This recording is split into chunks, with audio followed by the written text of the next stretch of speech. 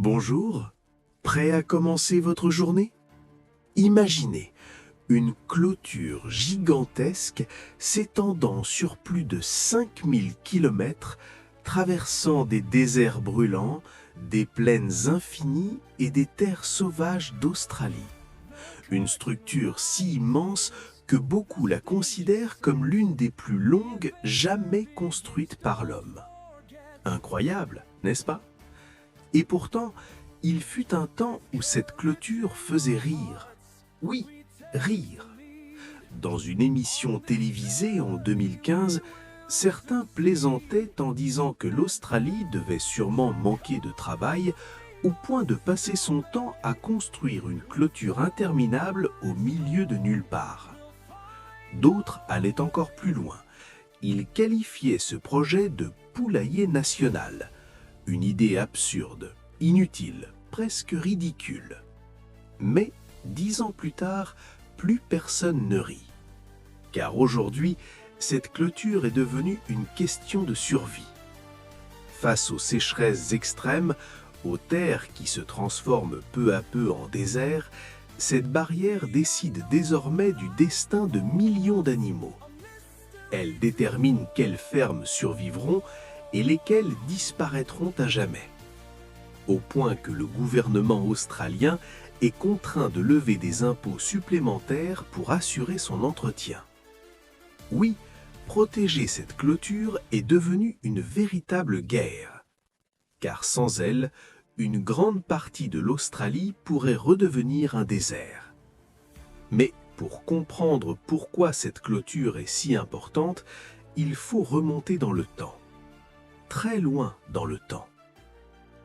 Tout commence un jour de Noël. Nous sommes en 1859 dans l'État de Victoria, au sud de l'Australie. Un homme nommé Thomas Austin, un riche propriétaire terrien, décide d'introduire 24 lapins européens sur ses terres. Son objectif? Simplement chasser, se divertir. Un geste banal, presque anodin.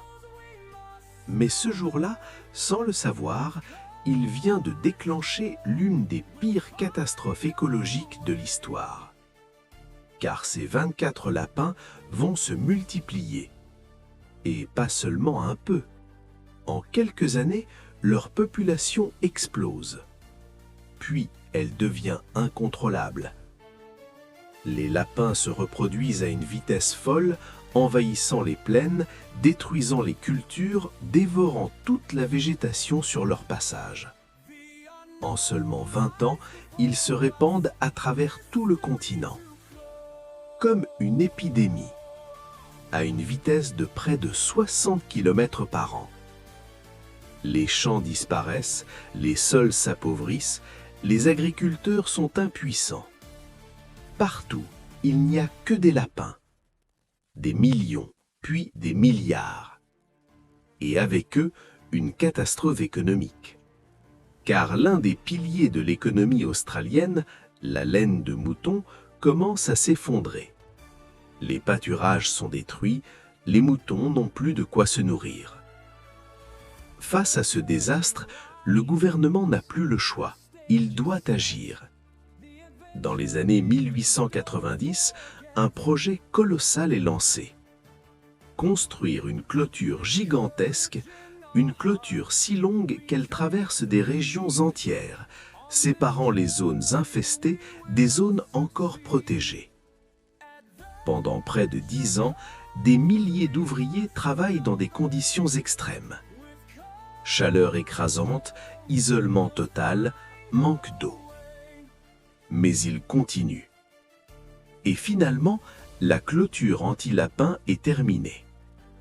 Une prouesse technique pour l'époque. Mais malgré tous ces efforts, la nature trouve toujours un moyen. Certains lapins parviennent à passer des trous, des failles, ou simplement en creusant. La clôture ralentit l'invasion, mais ne l'arrête pas complètement. Alors une nouvelle solution apparaît. La science. En 1950, des chercheurs introduisent un virus mortel pour les lapins, Et cette fois, l'impact est immédiat. La population chute brutalement. Des millions de lapins disparaissent. Mais certains survivent. Et avec le temps, ils développent une résistance. Encore une fois, la bataille est loin d'être terminée. Cependant, une chose est sûre.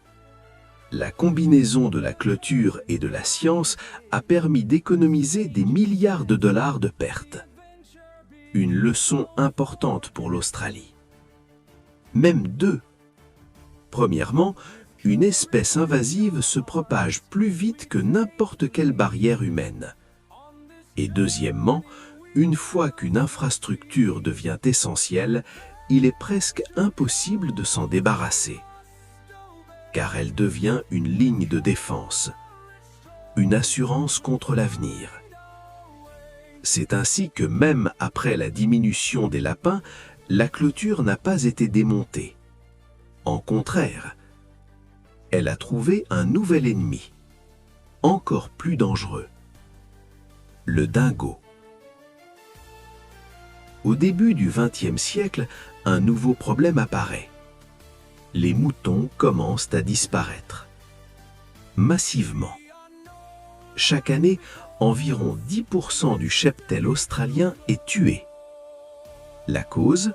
Les dingos. Ces chiens sauvages, natifs d'Australie, ressemblent à des chiens domestiques mais sont en réalité de redoutables prédateurs.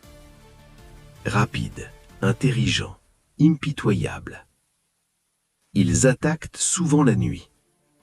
Un fermier peut se coucher avec un troupeau entier et se réveiller avec des dizaines de carcasses. Parfois, un seul dingo peut tuer plusieurs moutons dans une nuit. Pas pour manger, mais par instinct. La situation devient critique. Les agriculteurs sont désespérés. Certains perdent tout.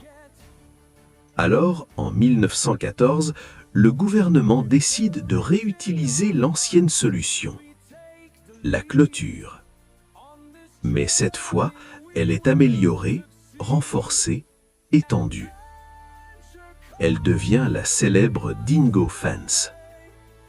Une barrière gigantesque séparant le sud fertile du nord sauvage. D'un côté, la vie agricole, de l'autre, le territoire des prédateurs. Aujourd'hui encore, cette clôture est surveillée en permanence. Des équipes parcourent des centaines de kilomètres chaque semaine. Ils réparent les brèches, vérifient les fils, surveillent les intrusions. Car une seule ouverture peut coûter des milliers de vies animales et des millions de dollars. Mais bien au-delà de son rôle économique, cette clôture pose aussi une question importante. Jusqu'où doit-on aller pour contrôler la nature? Car en protégeant les moutons, on limite aussi la liberté des dingos. Un équilibre fragile entre survie humaine et respect de l'écosystème. Aujourd'hui, malgré les drones, les technologies modernes et les systèmes de surveillance, cette vieille clôture reste indispensable. Elle est devenue un symbole, celui de la lutte entre l'homme et la nature, celui d'une idée autrefois ridicule qui a fini par sauver toute une nation.